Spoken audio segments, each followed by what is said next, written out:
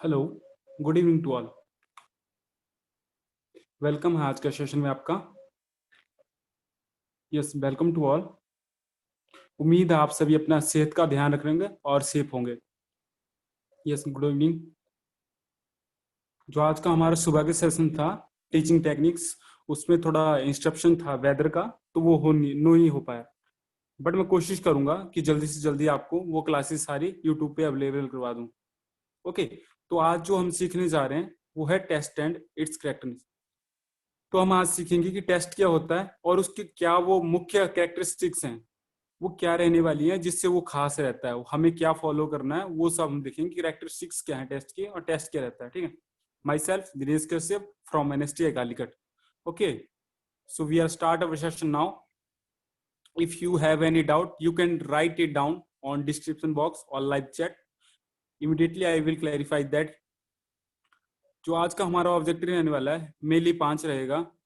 पहला है टेस्ट क्या होता है, दूसरा पर्पस, तीसरा होता है हमारे पास जो टाइप्स हैं टेस्टिंग मेथड के वो क्या रहने वाले हैं, और जो चौथा है वो लेवल ऑफ कॉम्प्लेक्सिटी क्या रहता है। जब एनएसक्यू लेवल हम फॉलो करते हैं तो उसमें कौन से 3 लेवल आ सकते हैं, राइट। लास्ट में है हमारे पास characteristics. Okay, now we are move to next, that is test. देखिए टेस्ट क्या रहने वाला है। टेस्ट क्या होता है, जैसे किसी के नॉलेज को आप चेक करोगे तो कैसे करते हो, जिस मीडियम के थ्रू आप चेक कर रहे हो उसको आप टेस्ट बोल सकते हो। जैसे आप अगर पूछ के कर रहे हो तो वो भी टेस्ट में आएगा, क्योंकि टेस्ट मेनली 3 टाइप के होते हैं, ओरल, रिटन और परफॉर्मेंस। तो आप पूछ के कर रहे हो, क्वेश्चन पूछ रहे हो, वो भी एक टेस्ट का मीडियम आप कह सकते हो। तो टेस्ट मेनली क्या रहता है, test is nothing but a short exam to measure somebody knowledge और स्किल इन समथिंग। देखिए किसी के पास अगर नॉलेज है, उसके पास स्किल है, अगर आप उसको जानना है तो जो शॉर्ट एग्जाम आप लेते हो उसको टेस्ट बोल सकते हो। ठीक है, क्लियर सभी को। ओके, देखिए टेस्ट क्या है। Test is defined as unaided performance by learner. Unaided performance मतलब उसकी मनचाही जो प्रक्रिया रहती है, जो प्रोसेस रहती है, परफॉर्मेंस रहती है, वही होती है test. Okay, it is a tool और yardstick to measure the learner achievement and the learner और teacher success.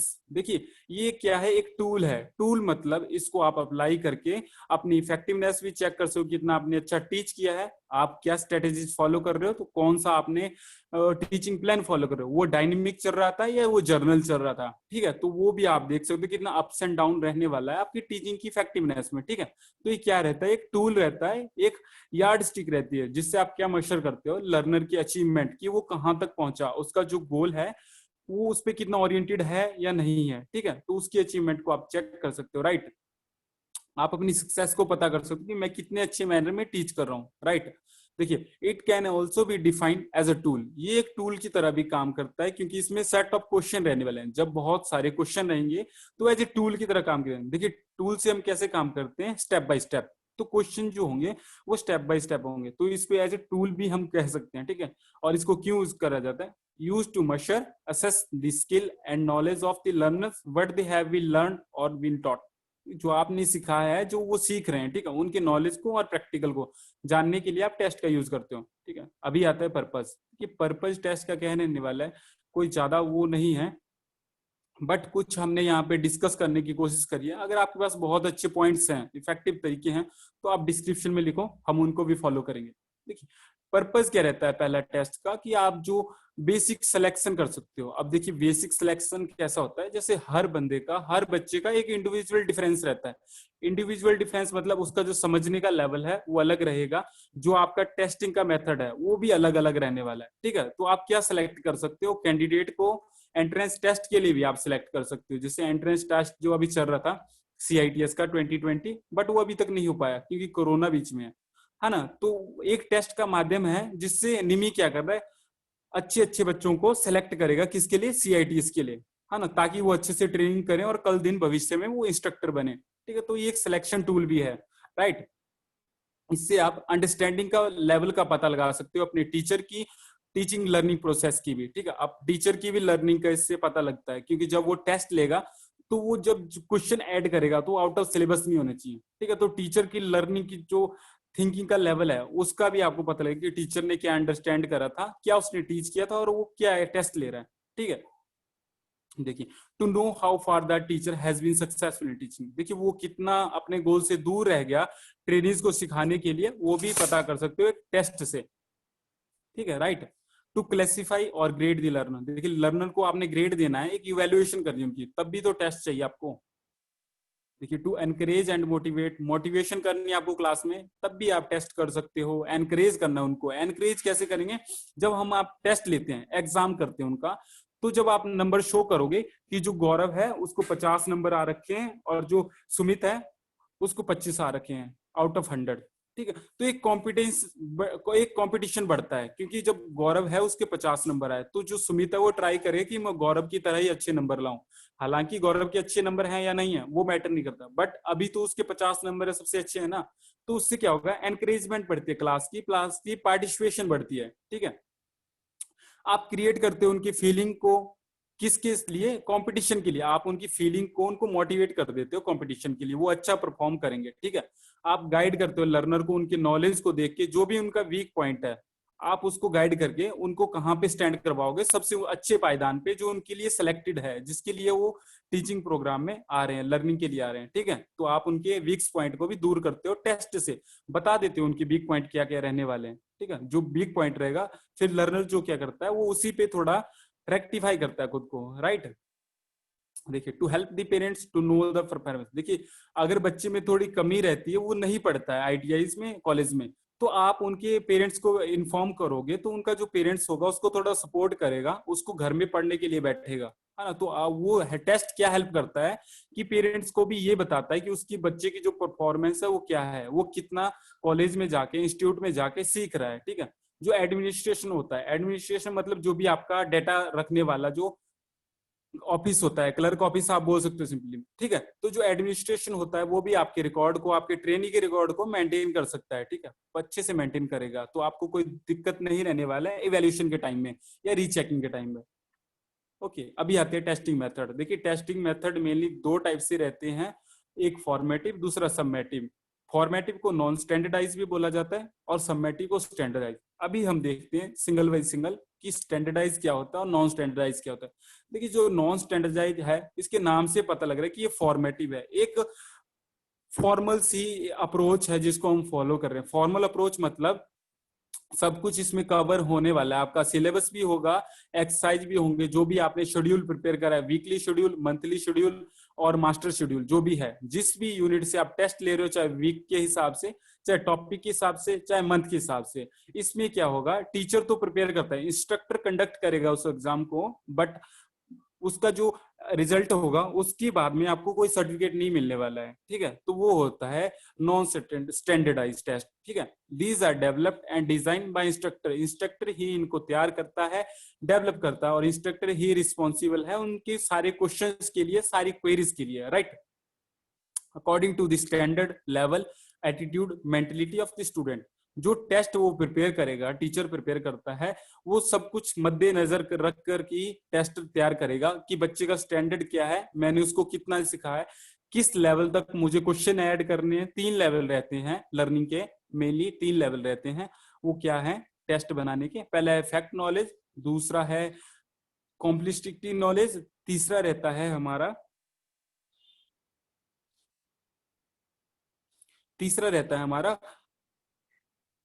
Correlated level. Correlated में क्या होता है, प्रॉब्लम ओरिएंटेड रहने वाला है आपका, ठीक है।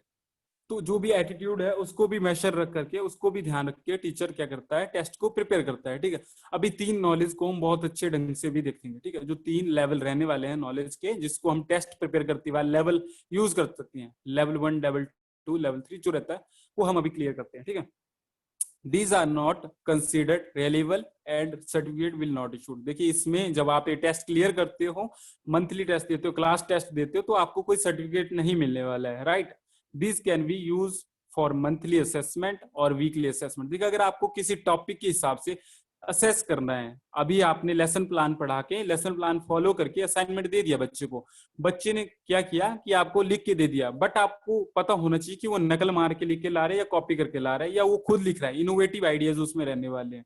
तो आप उसको कैसे असेस करोगे, टेस्ट लेके असेस कर सकते हो, क्यों उसने वो नकल मार के करा है या अकल से किया है, ठीक है। तो जब टेस्ट लोगे तो आपको पता लग जाएगी, असाइनमेंट से जब आप क्वेश्चन प्रिपेयर करके डालोगे तो आपको कंफर्म क्लियर कट आउट एक जो पॉइंट मिलेगा आपको, कट टू पॉइंट मिलेगा आपको, उसमें पता लग जाएगा कि बच्चे ने वो आंसर कहाँ से लिखा था। ठीक है, उसकी आप असेसमेंट कर सकते हो मंथ के हिसाब से, टॉपिक के हिसाब से या वीक के हिसाब से, राइट। देखिए अब आता है सबमेटिव। सबमेटिव में बिल्कुल उल्टा रहने वाला है फॉर्मेटिव का। एक बॉडी होगी, बॉडी मतलब जैसे कोई भी यूनिवर्सिटी हो सकती है, कोई नेशनल काउंसिल हो सकता है, स्टेट बोर्ड भी हो सकते हैं। वो क्या करेंगे, एग्जाम को कंडक्ट करते हैं, और जब आपका कंडक्ट करोगे एग्जाम को, एग्जाम में अपीयर करोगे, और जब आप उसको पास कर ले तो पास कर लोगे, जब रिजल्ट में आपका नाम आता है मेरिट लिस्ट में जो भी, तो आपको क्या होगा, एक सर्टिफिकेट मिलता है। ठीक है, the question paper will be set by the examination body. जो भी एग्जामिनेशन बॉडी रहने वाली है, जैसे डीजीटी प्रिपेयर करता है क्वेश्चन पेपर को और निमी करती है। ठीक है, तो ये हमारी एग्जामिनिंग बॉडी है, ये ही प्रिपेयर करती है क्वेश्चन को। ठीक है, ये क्वेश्चन पेपर यही सेट करती है, जो रिजल्ट अनाउंस करेगा एनसीवीटी अनाउंस करता है। ठीक है, तो वो क्या करेगा, आपको सर्टिफिकेट इशू करता है डीजीटी के थ्रू। एनसीवीटी क्या करता है, आपको सर्टिफिकेट इशू करता है। Clear, these are conducted at the end of the course. और ये ऐसा नहीं कि बीच में आप यूज कर रहे हो। हाँ, सेमेस्टर के हिसाब से है तो 6 मंथ पे आप टेस्ट ले सकते हो, एग्जाम ले सकते हो, बट ये कोर्स के एंड में ही होता है। और जो आपको सर्टिफिकेट मिलने वाला है वो रिकॉग्नाइज्ड होगा काउंसलिंग बॉडी से, किसी भी से, जो भी आप ट्रेनिंग कर रहे हो एजुकेशनल से या टेक्निकल से, वो उसी को देगी। ठीक है, रिकॉग्नाइज सर्टिफिकेट रहने वाला है। और जब आपका पीरियड सक्सेसफुली कंप्लीट हो जाएगा तभी आपको मिलेगा। क्लियर, देखिए एनसीबीटी के जो एग्जाम है, अभी जो ट्रेनीज हैं वो अपीयर कर रहे हैं, ऑब्जेक्टिव टाइप एग्जाम कर रहे हैं प्रिपेयर, उसमें परफॉर्म कर रहे हैं, लास्ट सेमेस्टर वाले होंगे या लास्ट ईयर वाले होंगे, तो इनको क्या मिलेगा, इनको एक सर्टिफिकेट मिलता है। तो ये एक बहुत अच्छा एग्जाम्पल है इन वाले टेस्ट का। ठीक है, स्टेट बोर्ड जो एग्जाम रहने वाले, जैसे HP BOSE Dharamshala, Himachal Pradesh board of school education Dharamshala, या board of school education Haryana, मैंने 2 एग्जाम्पल लिए। ये जो एग्जाम होंगे स्कूल लेवल के या इंजीनियरिंग लेवल के या जो भी टेक्निकल लेवल के, आईटीआई लेवल के, इनको क्लियर करने के बाद में आपको एक सर्टिफिकेट मिलने वाला है, वही रहता है आपका स्टैंडर्ड टेस्ट। देखिए यूजीसी टेस्ट जो भी है ग्रेजुएशन वगैरह, आप क्लियर करते हो ग्रेजुएशन तभी आपको सर्टिफिकेट मिलने वाला है। ठीक है, अब देखिए जो सबमेटिव टेस्ट होता है और फॉर्मेटिव टेस्ट होते हैं, इनको फर्दर क्लासिफाइड करा जाता है 3 टाइप में। बहुत लंबा टॉपिक नहीं है, बट इसको अगर हम ईच पॉइंट को देखते हैं अच्छे से, तो ये कोई ज्यादा लंबा टॉपिक नहीं, ना ही ज्यादा कठिन, बट ये आपका 1 घंटे तक एक्सपेंड हो जाता है। ठीक है, अभी देखते हैं हम कौन से वो 3 मेथड रहने वाले। पहला रहता है ओरल, दूसरा रिटन, तीसरा परफॉर्मेंस। जो रिटन टेस्ट हैं क्लासिफाई करे जाते हैं 2 टाइप में अगेन से, सब्जेक्टिव टाइप मतलब एसे टाइप, आपको बहुत सारा इसमें लिखना पड़ेगा, और ऑब्जेक्टिव टाइप जैसा नाम से शो हो रहा है, इसमें कुछ ऑब्जेक्टिव हैं, कुछ आंसर मिलेंगे आपको, उनको आपको टिक करना है, चॉइस करनी है। ठीक है, इनको भी 2 बार फर्दर डिवाइड किया जाता है, एक होता है सप्लाई टाइप, एक होता है सिलेक्शन टाइप। सिलेक्शन में क्या रहने वाला है कि आपको एक क्वेश्चन रहेगा, उसके बहुत सारे डिस्ट्रैक्टर रहेंगे। डिस्ट्रैक्टर मतलब जो उसका राइट आंसर होगा, उनको हम सभी ऑप्शन को हम डिस्ट्रैक्टर बोलते हैं। ठीक है, तो बहुत सारे इसमें डिस्ट्रैक्टर रहने वाले हैं, जो एक होगा राइट आंसर वो राइट आंसर रहने वाला है। ठीक है, तो इसको बोलते हैं सिलेक्शन, आपने चॉइस करना है। बट जो सप्लाई टाइप टेस्ट है, इसमें आपका जो क्वेश्चन है वो थोड़ा आधा अधूरा रहने वाला है, आपको उसको कंप्लीट करना है। ठीक है, बहुत छोटे मायने मैंने समझाया आपको कि जो सप्लाई टाइप टेस्ट होगा उसमें क्वेश्चन होगा वो आधा अधूरा होगा, वो शॉर्ट क्वेश्चन हो सकता है, डैश यूज कर सकते हो आप, उसमें डायरेक्ट क्वेश्चन पूछ सकते हो और आप बोलोगे कि इसमें इज आएगा या एम आएगा या आर आएगा, जैसे इंग्लिश लिटरेसी में आप देखते हो। ठीक है, कंप्लीट करने के लिए कोई वाक्य दे सकते हो, जैसे इस वाक्य को पूरा करो, है ना, वो सब रहता है। जैसे वाक्य को पूरा करने में वहां पे आता है कि सेंटर पंच डैश मतलब कि कोण पे वो वर्क करता है, तो 60 डिग्री पे सेंटर पंच होता है आपका, वर्क करता है। ठीक है, उसका जो एंगल होता है 60 डिग्री होता है, तो ऐसा कुछ पूछ सकता है, आइडेंटिफाई करने के लिए पूछ सकता है। Okay right, now we are describe one by one. First we have oral type test. देखिए ओरल टाइप जो टेस्ट रहने वाला है, सबसे ज्यादा यूज करा जाता है पूरे इंडिया में, पूरे वर्ल्ड में, क्योंकि सबसे इजी मेथड रहने वाला है, आप पूछ के टाइम बचा के, ठीक है, क्वेश्चन आस्क कर सकते हो, उसके नॉलेज को पता कर सकते हो।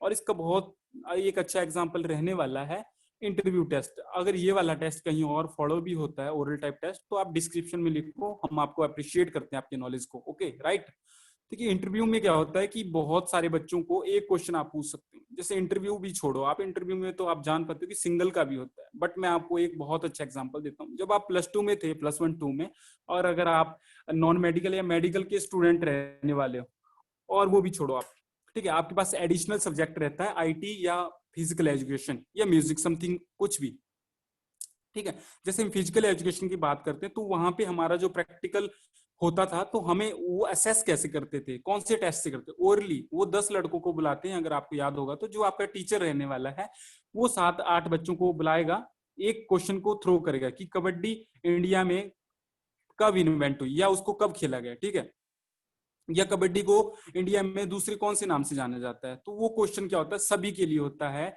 आप 8 बच्चों के टीचर प्लेन पेपर पे नाम लिखेगा सीरियल वाइज, ठीक है, जो भी उसका मेंटेन करने का तरीका है, और वो क्या करेगा, जो भी आंसर दे रहा है उसके आगे राइट लगाएगा, जो नहीं देता है वो रॉन्ग लगाता है, मतलब काटा मार देता है।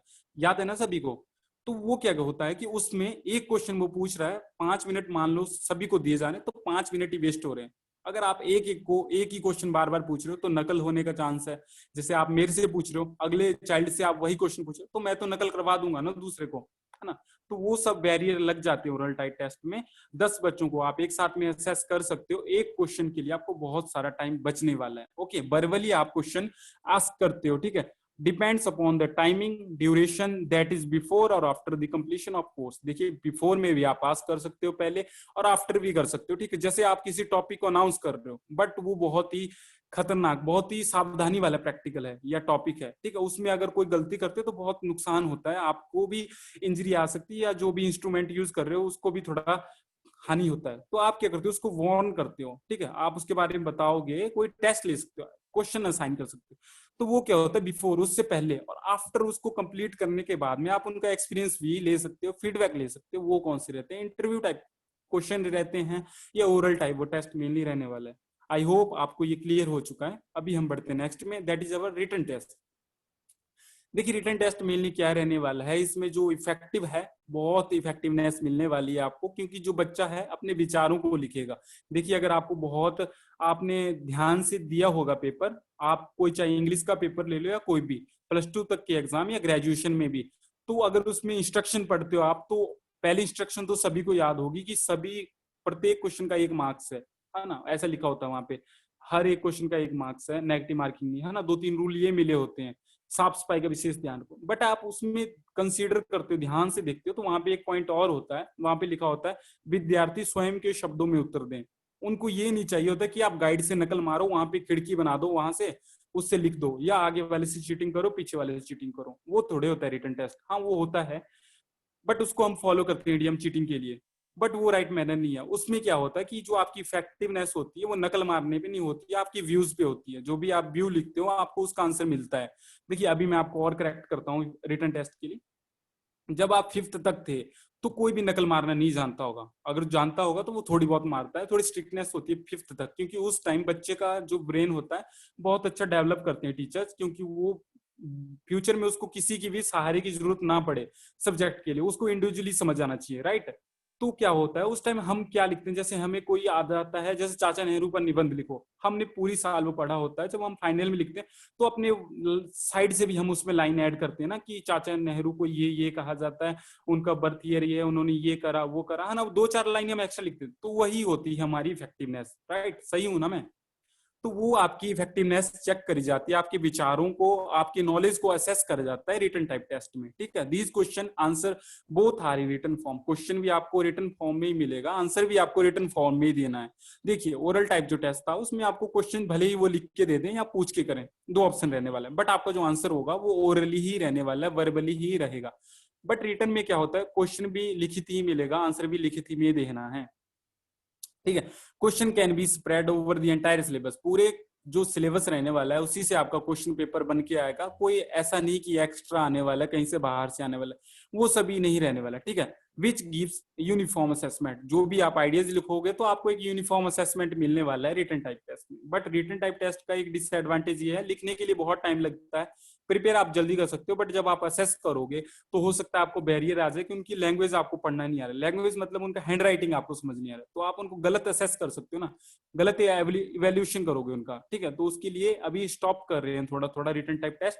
बट जो नई शिक्षा नीति लॉन्च की है मोदी सरकार ने, उसमें क्या है कि 2+3+3+3+2 का जो फॉर्मूला चला है समथिंग, उसमें क्या होने वाला है कि एक ईयर में 2 बार एग्जाम होगा, एक ऑब्जेक्टिव टाइप टेस्ट होगा और एक रिटन टाइप टेस्ट होगा, ठीक है। तो वो बहुत ही बेटर स्कीम रहने वाली है फ्यूचर में बच्चों के लिए, क्योंकि पहले वो ऑब्जेक्टिव टाइप के लिए तैयारी करेंगे तो उनको बहुत नॉलेज मिलने वाला है एडिशनल, ठीक है। बट जब वो अपने शब्दों में लिखेंगे तो वो टॉपिक को बहुत अच्छा डेवलप करने वाले हैं, राइट। देखिए, it needs elaborate preparation and more time. देखिए, इसको प्रिपेयर करने के लिए बहुत ज्यादा टाइम चाहिए। एलोबोरेट होता है, एलोबरेट प्रिपरेशन मतलब थोड़ा अलग से हट के थोड़ा प्रिपरेशन करना है। वही नहीं कि लास्ट ईयर का क्वेश्चन पेपर आपने उठा के डाल दिया, तो वो तो नकल हो गया ना फिर, ठीक है। तो इसको बनाने के लिए बहुत एलेबोरेट प्रिपरेशन चाहिए आपकी। It may affect the performance of learner और कैंडिडेट। जो भी परफॉर्मेंस है वो आपको अफेक्ट करेगी उसके रिजल्ट के लिए, ओके।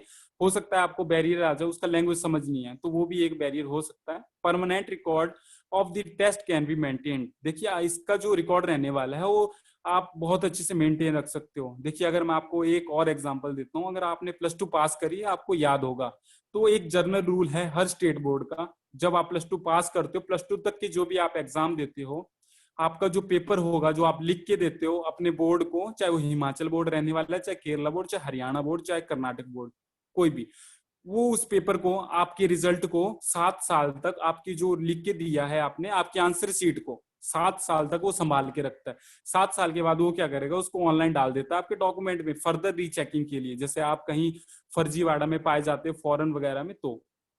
बट वैसा केस नहीं होने वाला है, ऐसा सभी बहुत अच्छी प्रिपरेशन करते हैं, बहुत अच्छा नॉलेज का, ठीक है। तो एक जर्नल मैंने बताया आपको कि जो परमानेंट रिकॉर्ड कर सकते हो आप, 7 इयर्स का एजुकेशनल में वो रखते हैं, तो एक परमानेंट रिकॉर्ड आप मेंटेन कर सकते हो, right. Education and vocational training इसको फॉलो कर रही है। एजुकेशनल मतलब बिलो +2 तक की, ठीक है। और +2 के बाद जैसे आप ITIs में आते हो या NSTIs में आते हो, ठीक है, तो क्या होता है, ऑब्जेक्टिव टाइप टेस्ट में आ जाता है। टेक्निकल एजुकेशन भी इसको फॉलो करने वाली है। रिटन टाइप टेस्ट भी 2 टाइप में होते हैं, सब्जेक्टिव और ऑब्जेक्टिव, ठीक है।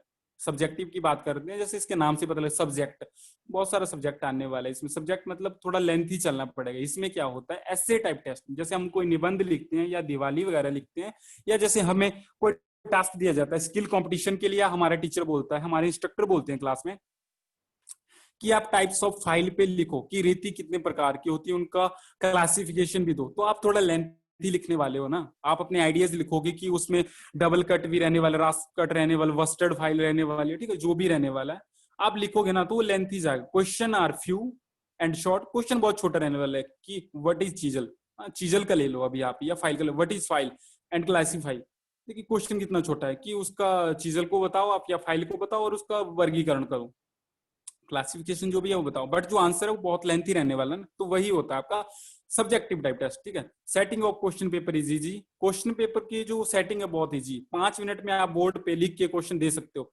बट जब आप उसको चेक करोगे, एनहांस करोगे, तो आपको ज्यादा से ज्यादा टाइम चाहिए, ठीक है। ये वाला सब्जेक्टिव टाइप टेस्ट अगर इंस्ट्रक्टर फॉलो करता है तो वो 2 कंडीशन में फॉलो करने वाला है, या तो उसको अपने कॉलेज के लिए कोई काम है, या वो कोई सेमिनार अटेंड करता है। वरना हम ऑब्जेक्टिव टाइप टेस्ट ही ज्यादा पता करते हैं। बट फिर भी आपकी मर्जी है, आपको सब्जेक्टिव टाइप टेस्ट भी ले सकते हो अपनी ट्रेनिंग से। इसका बेनिफिट ये रहने वाला है, आप पता कर सकते हो कि उनके अंदर कितना नॉलेज है, राइट, कि उन्होंने कितना सीखा है।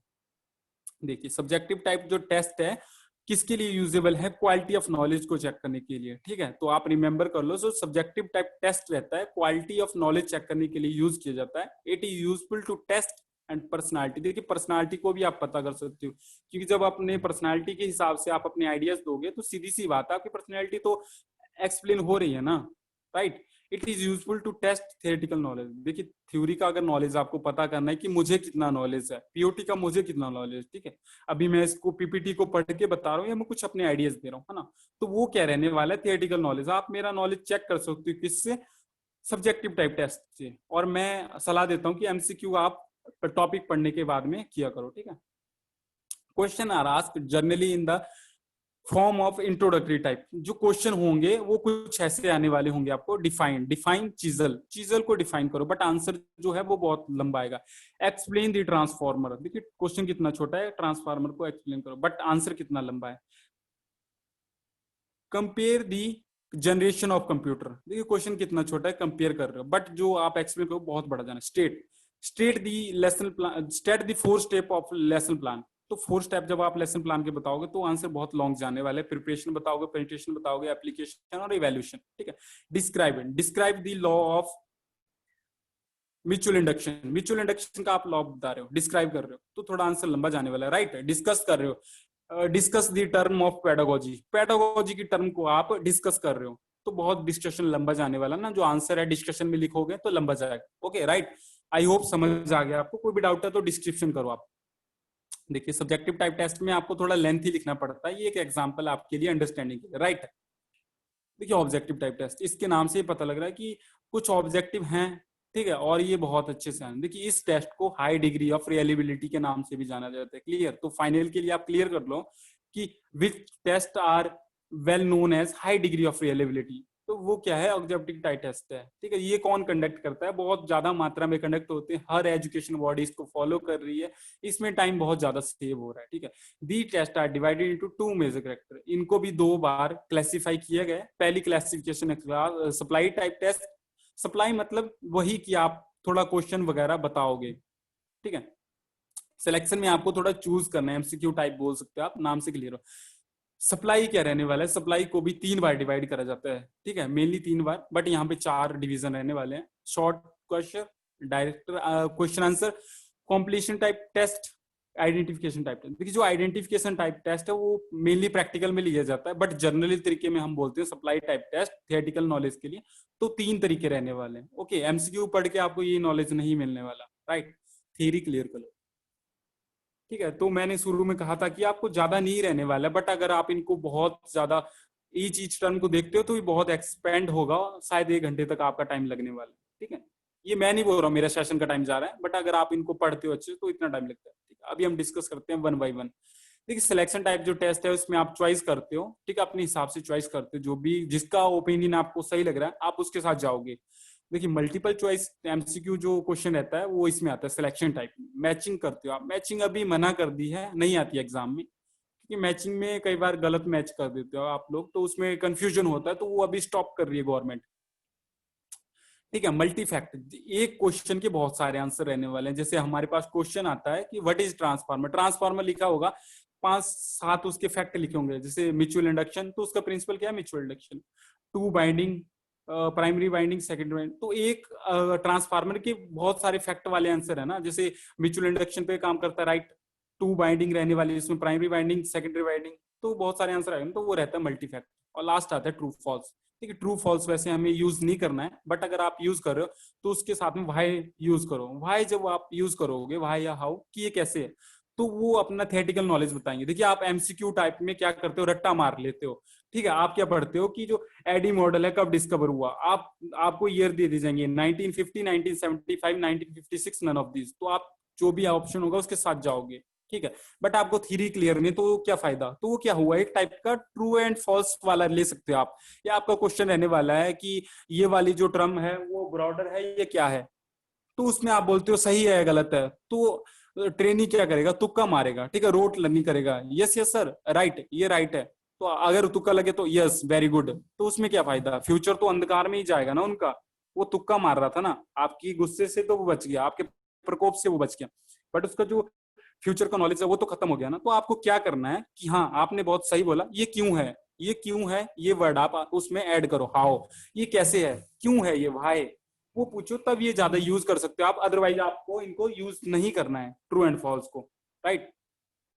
देखिए ये जो है डेडिकेटेड स्लाइड है, ये वाली रहने वाली है ऑनलाइन परीक्षा के लिए। ऑनलाइन में ये कोई एमसीक्यू टाइप टेस्ट दे रहे हैं, अगर आप ध्यान से देख रहे हो तो ये वाला जो बॉय है इसकी स्क्रीन पे आपको दिख जाएगा मॉक टेस्ट टाइप कुछ भी, या टेस्ट ये प्रिपेयर कर रहा है या उसको परफॉर्म कर रहा है, ठीक, परफॉर्म कर रहा है मेनली, ठीक है। तो आपको दिख जाएगा, यहाँ पे कुछ रेड सर्कल भी दिख रहे हैं, ध्यान से देखो, या ग्रीन भी दिख रहा है, ठीक है।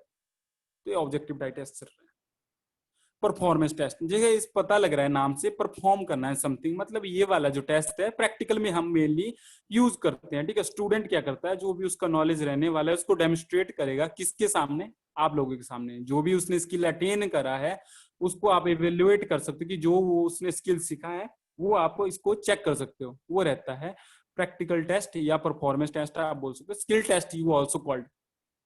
देखिए ये जो एग्जाम्पल है, ये मेरा एग्जाम्पल है, जब हम एनएसटीआई कालीकट में प्रैक्टिकल कर रहे थे तो टीचर हमको असेस कर रहे हैं, उन्होंने बता दिया कि वेल्डिंग प्रोसेस ऐसा करना है। तो ये क्या है, एक प्रैक्टिकल का एग्जाम्पल है, टीचर क्या कर रहा है, आपको एग्जामिन कर रहा है, मैं अपने नॉलेज से वेल्डिंग कर रहा हूँ, जो भी मैं पीपी किट यूज कर रहा हूँ वो सब मेरा नॉलेज है।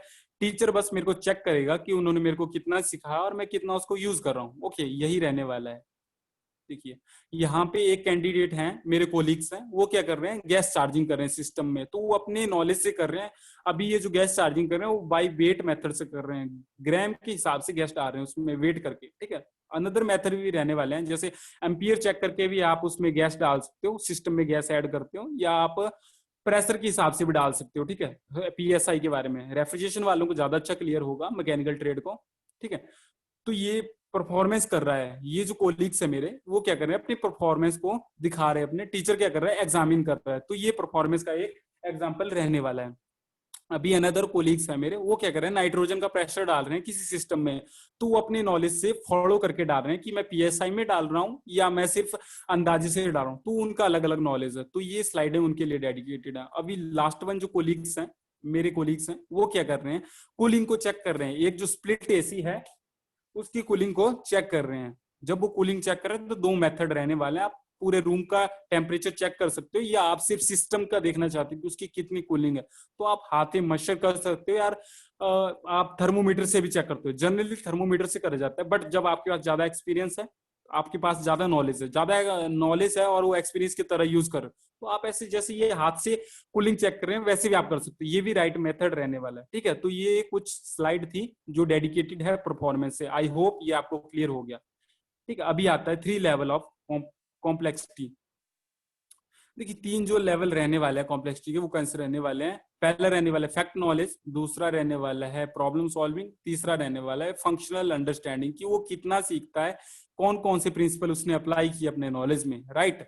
Now we are come to this one single by single. Okay, level 1 that is fact knowledge और रिकॉल मेमोरी। रिकॉल मेमोरी, देखिए ये वाला स्टेप क्या होता है, ब्लूम टेक्सोनॉमी, अभी तो बहुत लेट आएगी वो, ठीक है। ब्लूम टेक्सोनॉमी जनरली आपका यूनिट 7 में आता है, ये भी यूनिट 7 ही चल रही है, बट अगर आपको ध्यान होगा तो ब्लूम टेक्सोनॉमी का जो पहला लेवल है कॉम्प्रिहेंशन बोलते हैं नाउन फॉर्म में, और ऐसे में बोलते हैं बेंजामिन ब्लूम का, तो वो नॉलेज रहने वाला है। तो ये वही स्टेप है लेवल 1। इसमें क्या करते हो, आपके पास जो भी नॉलेज है वो लिमिटेड रहने वाला है, आप उसको परफॉर्म करते हो, है ना। विच स्किल्ड वर्कर जिसके पास नॉलेज रहने वाला है, स्किल्ड है, ठीक है, वो क्या करेगा, अपनी अंडरस्टैंडिंग में उस चीज को आइसोलेटेड फैक्ट, मतलब जो भी उसका नॉलेज रहने वाला है उसको परफॉर्म करेगा, ठीक है। जो क्वेश्चन रहने वाला है लेवल 1 का, वो फैक्ट के हिसाब से आएगा, नाम के हिसाब से आएगा, ठीक है। टूल्स पूछ सकता है, इक्विपमेंट पूछेगा, इंस्ट्रूमेंट पूछेगा, सपोर्टिंग फैक्टर जो भी आप यूज कर रहे हो, सपोर्टिंग फैक्टर मतलब कितने वोल्ट का आप सप्लाई यूज कर रहे हो, ओएलपी यूज कर रहे हो, नथिंग और not. if you are installing window, supporting factor is your electrical current, your bootable pen drive, hard disk, additional hard disk something, or data cables, or your software, that these are the supporting factors, वो आपको support कर रहे हैं, ठीक है, तभी आपको एक विंडो बहुत अच्छे से वर्क करेगा, ठीक है। ड्राइवर वगैरह इंस्टॉल करो, फॉर्मूला वगैरह पूछ लेता है, स्पेसिफिकेशन मांग ले कि जो आप प्लायर यूज कर रहे हो क्या स्पेसिफिकेशन है, 300 mm का है ना। स्क्रू ड्राइवर आप यूज करो, क्या लेंथ है, क्या टिप है उसका, 10 mm टिप है, 250 उसकी लेंथ रहने वाली, तो स्पेसिफिकेशन पूछ सकता है, ठीक है। तो आप में जो लेवल 1 का जो क्वेश्चन आता है आपको फाइनल में, उसमें क्या वो पूछेगा, नेम्स वगैरह पूछ लेता है। मैं आपको कुछ एक्शन फॉर्म दिखाता हूँ, एक्शन फॉर्म वो पार्ट्स पूछ सकता है, नेम्स पूछ सकता है, types, definition, standard, symbol, unit, specification, ठीक है। मैं भी बहुत अच्छी तरीके से आपको समझाता हूँ। जो लेवल 1 का आपको टेस्ट आएगा फाइनल में सीआईटीएस में, अगर आपको और अच्छा एग्जांपल चाहिए तो आप क्या कीजिए, भारत स्किल पे जाइए, आईटीआई का जो क्वेश्चन बैंक है कोई भी उठा लीजिए किसी भी ट्रेड का, उसमें क्या रहेगा, अगर 2 ईयर का कोर्स है तो सेमेस्टर 1 का क्वेश्चन पेपर अलग रहेगा, उसमें लिखा रहेगा कि लेवल 1, लेवल 2, लेवल 3। तो लेवल 1 में कौन से क्वेश्चन वो पूछेगा आपसे, ठीक है। पार्ट्स पूछ सकता है, नेम्स पूछेगा, टाइप्स पूछेगा, डेफिनेशन पूछेगा, स्टैंडर्ड पूछेगा, symbol, unit, specification, material, formula, range, extra, ठीक है। ये सब पूछ सकता है लेवल 1 में। आई होप आपको क्लियर हो गया कि लेवल 1 में कौन सा क्वेश्चन आता है। कोई ज्यादा वो नहीं रहने वाला, जो आपका नॉलेज है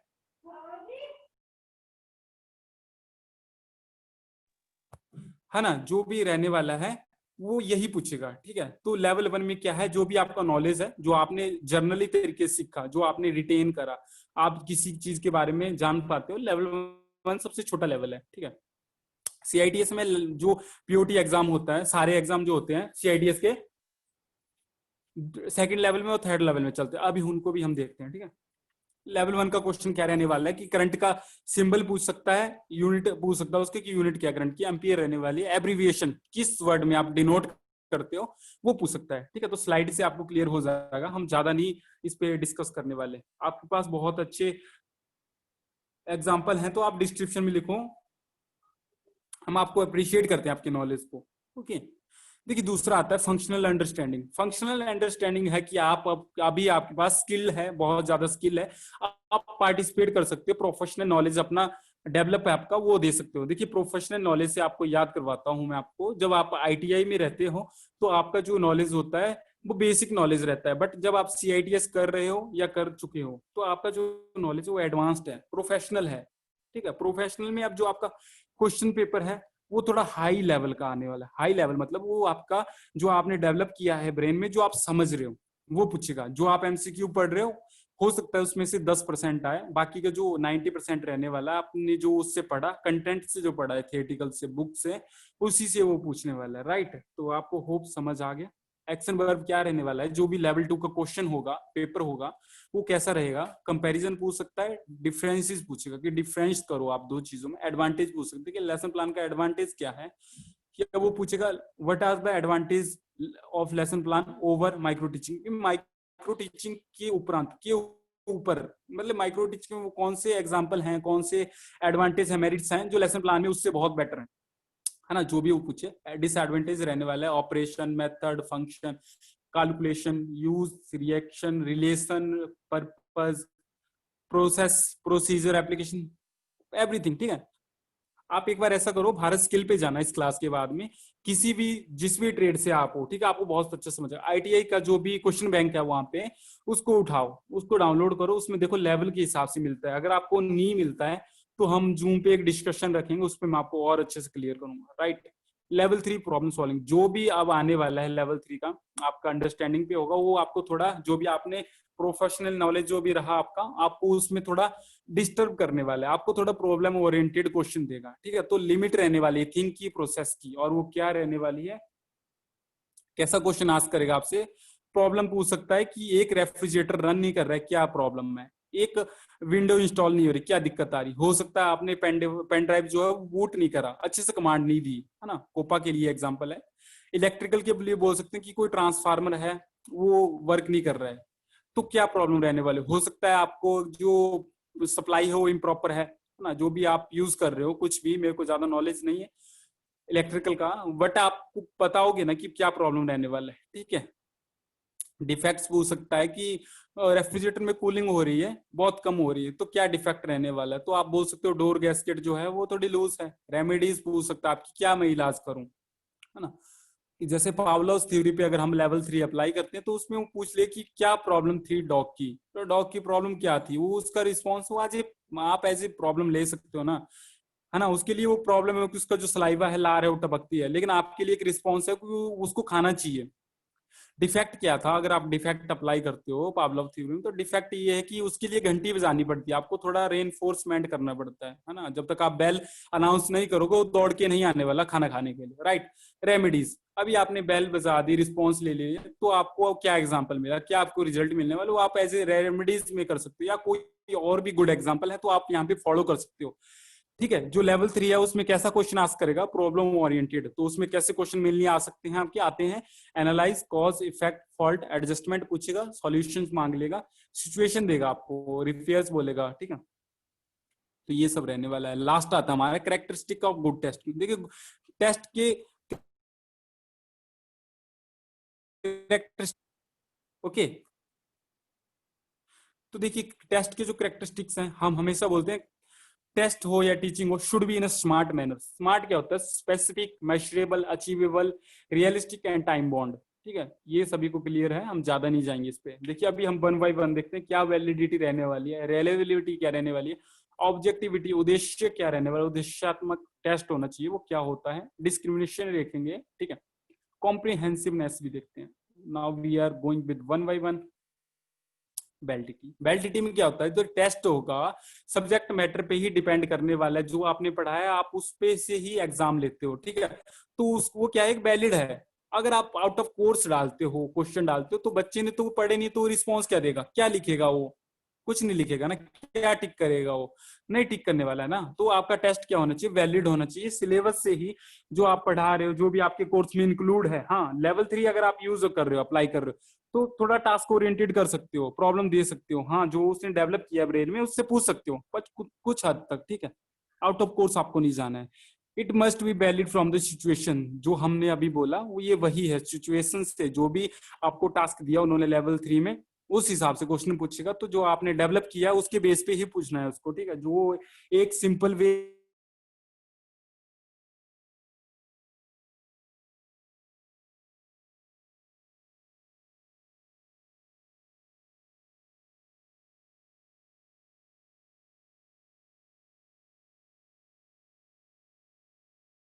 प्रोफेशनल नॉलेज रहने वाला है, थिंकिंग, उसी में आपको क्वेश्चन पूछने वाला है, ठीक है। दूसरा आता है रिलेबिलिटी। रिलेबिलिटी मतलब वो जो भी कोर्स करवा रहे हो आप, जो भी बच्चे आपके ट्रेनीज उसको अप्लाई कर रहे हैं अपनी डेली लाइफ में, अपनी लेसन में, ठीक है, जो भी आपने उनको असाइनमेंट दिया उसमें वो अप्लाई कर रहे हैं, उसी से रिलेटेड होना चाहिए, उसी के प्रिंसिपल पे वो वर्क होना चाहिए, ठीक है। आपकी जो मेमोरी है वो जल्दी से वो याद कर पाए, है ना, वो रिलेबल होगा, अगर वो टॉपिक से रिलेटेड होगा, रियल होगा टॉपिक का ही पार्ट, तभी तो आप उसको रिकॉल कर सकते हो ना, तभी तो आप उसको याद कर सकते हो। बट वो टॉपिक का पार्ट ही नहीं, तो आप उसको कहाँ से पढ़ोगे भाई, मुश्किल है ना, वो नहीं कर सकते आप। तो ये रहती है रिलेबिलिटी। नेक्स्ट आता है हमारे पास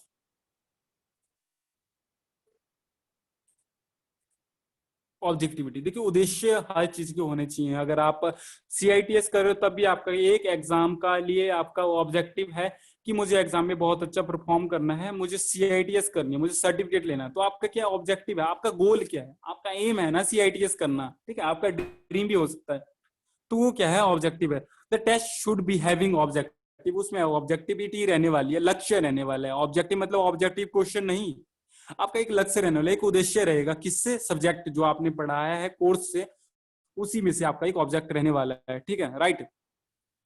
it should be design to cut out होगा, मतलब कट आउट मतलब राइट डिसीजन, राइट रिमेंबर करवाएगा उस टॉपिक से, ठीक है। एग्जामिनर को भी राइट कट आउट पॉइंट देने वाला है ऑब्जेक्टिव से, कोई कंफ्यूजन नहीं रहेगा। डिस्क्रिमिनेशन क्या रहता है कि जो रिजल्ट होगा जब वो टेस्ट आउट होगा, जो भी उसमें दिक्कत है उसको आपको क्या करना है, एनहांस करना है उनको, और उनको रेक्टिफाई करना है। जो भी लर्नर का नॉलेज है, एक्वायरिंग स्किल और नॉलेज है, उसको आप क्या करते हो, बराबर रिस्पेक्ट दोगे। ऐसा नहीं कि किसी बच्चे का थोड़ा रिस्पॉन्स कम है तो आप उसको थोड़ा गलत बिहेव करो, गलत जज करो, नहीं। आपको क्या करना है, क्लियरली मैनर में लेके चलना है। जो भी उन्होंने गलत किया, फाइनल में उन्होंने किया, ठीक है, असेस करो उसको, उनका रिजल्ट उनको शो करो, और उनको रियलाइज करवाओ, उनका कंसेप्ट जो भी मिसकंसेप्ट था उसको राइट करो, वो रहता है डिस्क्रिमिनेशन। लास्ट आता है हमारे पास comprehension.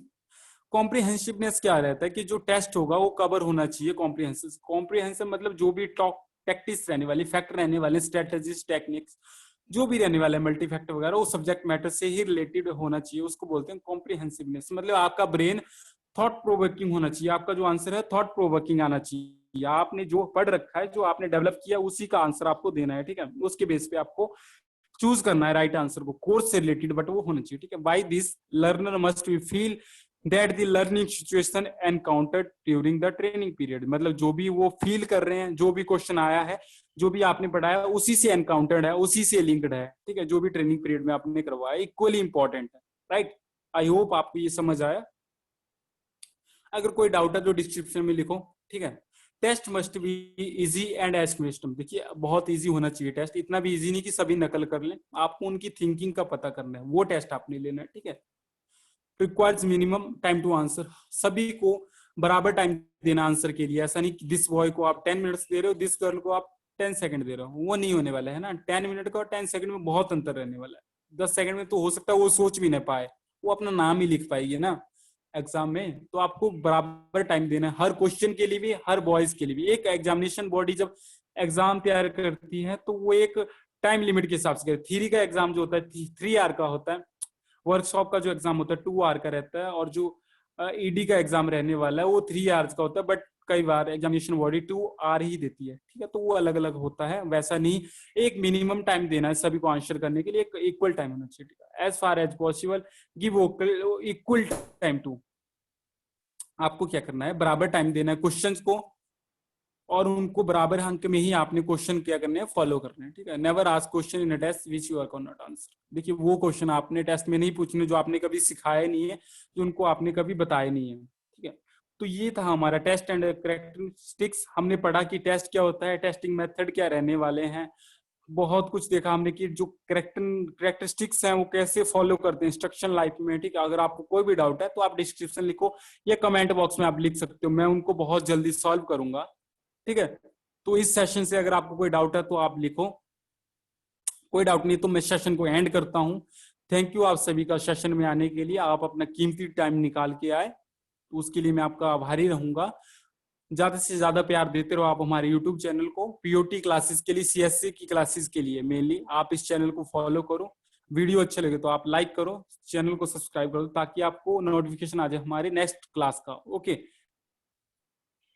Thank you all for joining, thank you. I hope आप सभी को समझ आएगा, आ गया होगा, ठीक है। अगर कोई डाउट रहता तो आप कमेंट में लिखो। Thank you all for joining, thank you.